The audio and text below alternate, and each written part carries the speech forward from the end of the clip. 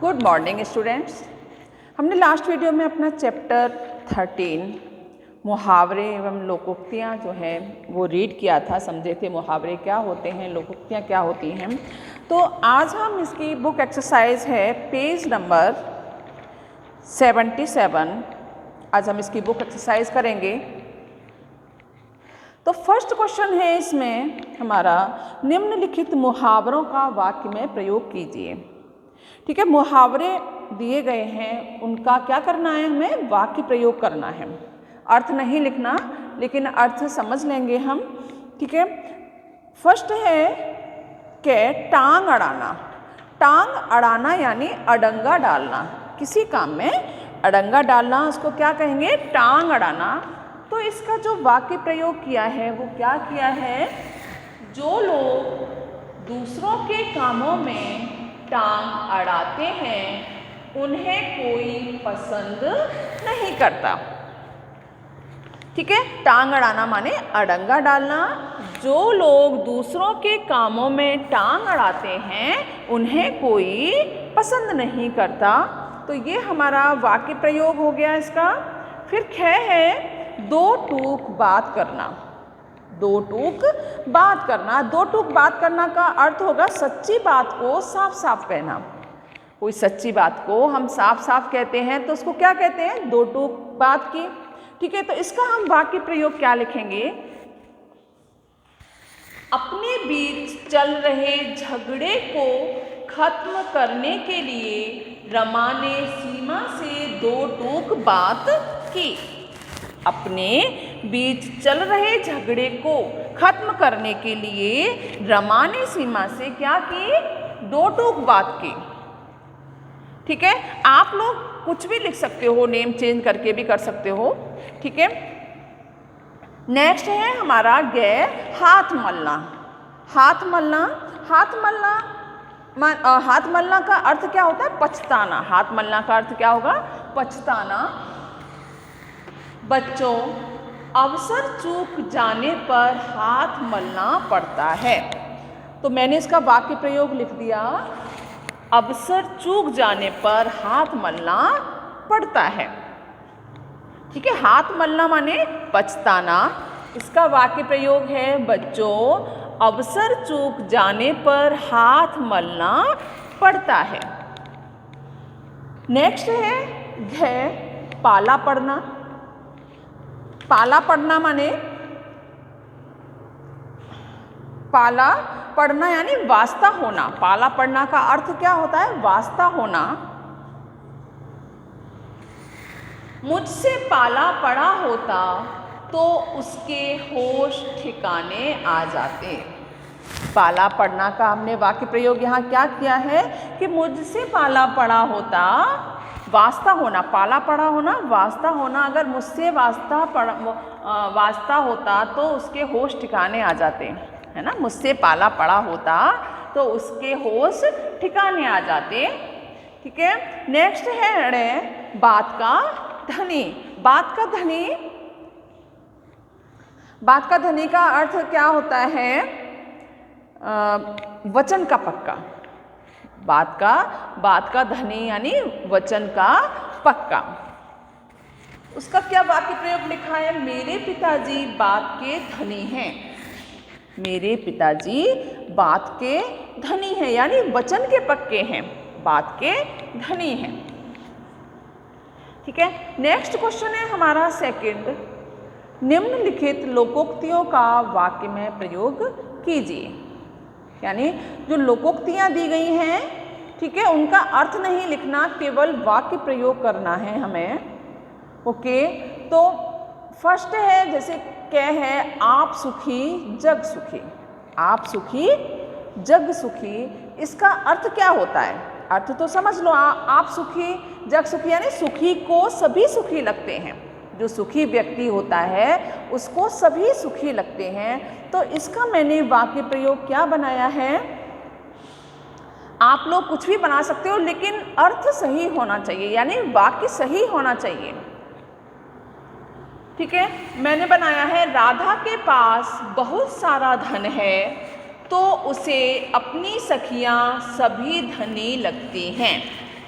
क्या है, राधा के पास बहुत सारा धन है, इसलिए उसे अपनी सखियाँ कैसी लगती हैं, सारी धनी लगती हैं, है ना।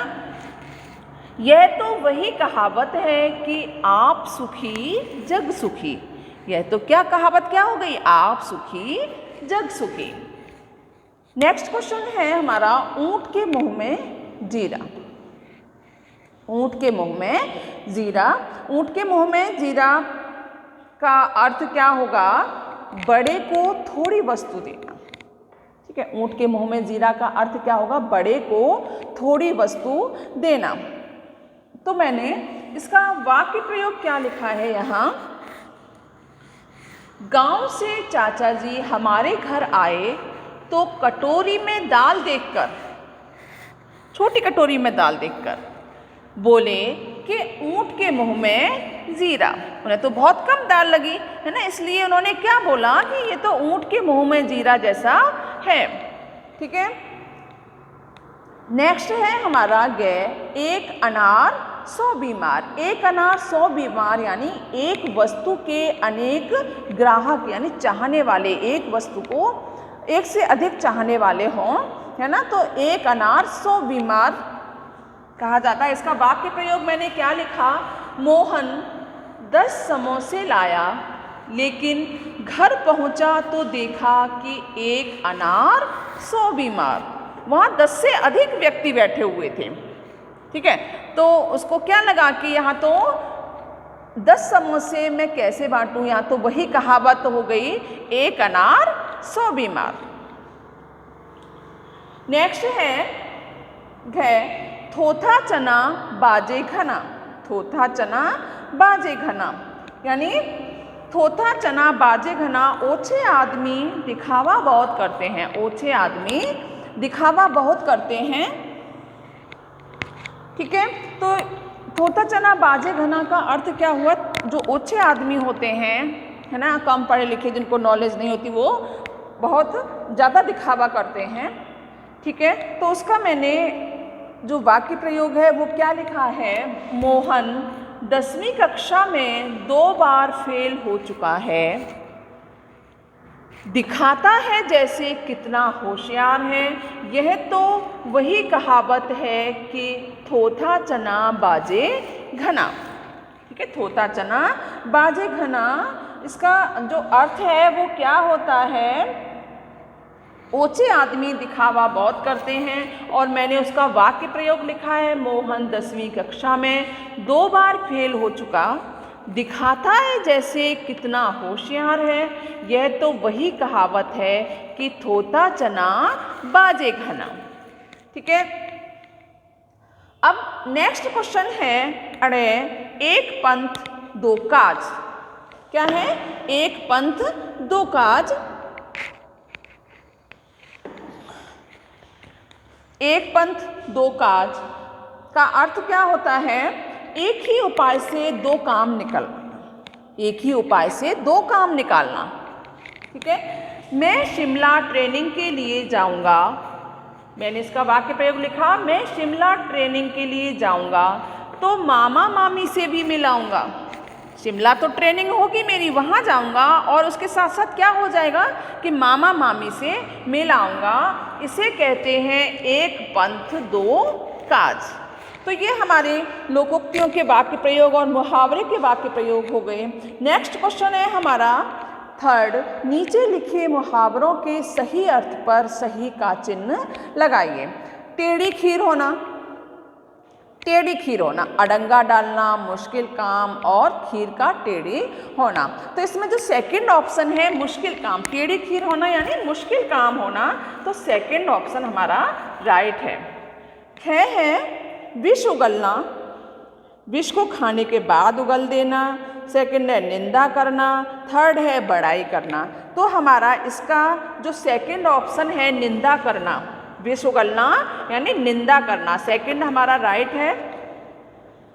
है दांत खट्टे करना, दांत खट्टा होना, ठीक न लगना, हरा देना। दांत खट्टे करना यानी हरा देना, का 3rd ऑप्शन राइट है, हरा देना। है तूती बोलना, तूती बोलना का अर्थ क्या होता है, प्रभावशाली होना। फर्स्ट वाला ऑप्शन इसमें राइट है। ठीक है, तो ये हमारा जो बुक एक्सरसाइज है पेज नंबर 77 पर, ये हमारी कंप्लीट हो गई। आप इसको सुंदर सुंदर हैंड राइटिंग में करेंगे। Have a nice day.